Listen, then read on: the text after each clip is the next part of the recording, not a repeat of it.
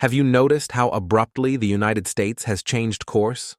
Once a beacon of free markets and limited government, it is now plunging headlong into an era of new nationalization.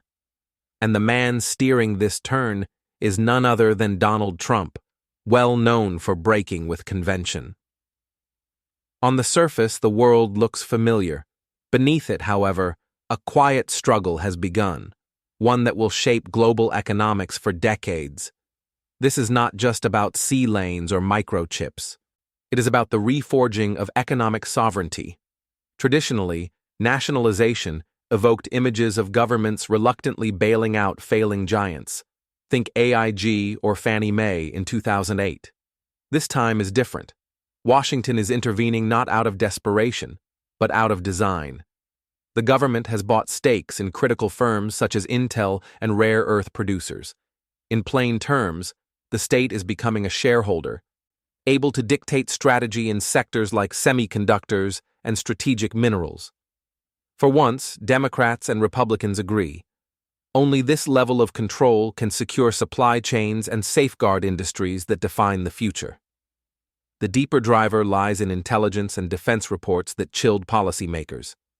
China has stockpiles of key resources sufficient for 20 years.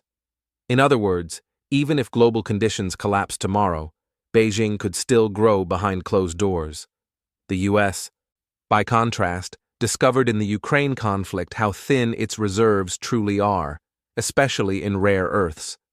No wonder Trump threatened a 200% tariff on Chinese rare earth magnets.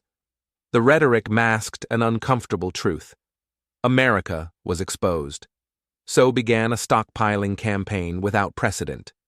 The shopping list grows by the day: copper, potash, silicon, silver, lead, lithium, with oil and metallurgical coal under review. Yet money and technology alone cannot fill the gap. America lacks the industrial ecosystem. Consider something as mundane as heat sinks. Not high-tech, yet 80% of global output is in China. Designs can be copied, but skilled workers, supplier networks, and decades of manufacturing know-how cannot be summoned overnight. Even Christmas lights and holiday trees still arrive made in China. The irony is striking. Both Washington and Beijing now pursue strikingly similar models: state-led planning, redundancy in supply chains, and efforts to prevent dependency. This is, in essence, a war economy mindset, and for such an economy, cheap and continuous capital is vital, which explains why Trump has targeted the Federal Reserve. For decades, the Fed was sacrosanct, independent of the White House. Trump broke the taboo, moving to dismiss board members on dubious charges and securing 3 of 7 seats. One more vote would tip the balance, allowing him to bend the Fed into a credit machine serving state strategy. With monetary firepower in hand, the U.S. could pump cheap capital into chosen industries. Of course, there are costs. The first casualties will be America's multinational corporations, once the darlings of globalization. They will be forced to shorten supply chains, sacrifice margins, and align with national security priorities. Allies, too, will feel the squeeze.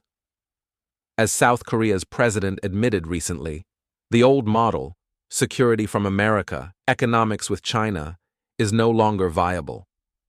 Choosing Washington's security umbrella now means aligning economically as well. That pressure explains why Tokyo, Seoul, and even parts of Europe have grown more hawkish toward Beijing. This is not sudden moral clarity, it is systemic coercion. None of this is temporary. It marks an irreversible shift away from globalization toward economic sovereignty.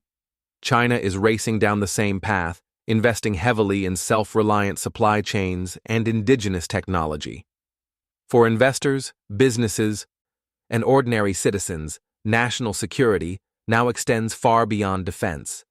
It lives in the chip inside your phone, the battery in your car, the data on your laptop, and the job that feeds your family. The old order is fading. New rules are being written. The real question for us all: who adapts faster and who will claim the advantage in this emerging world order?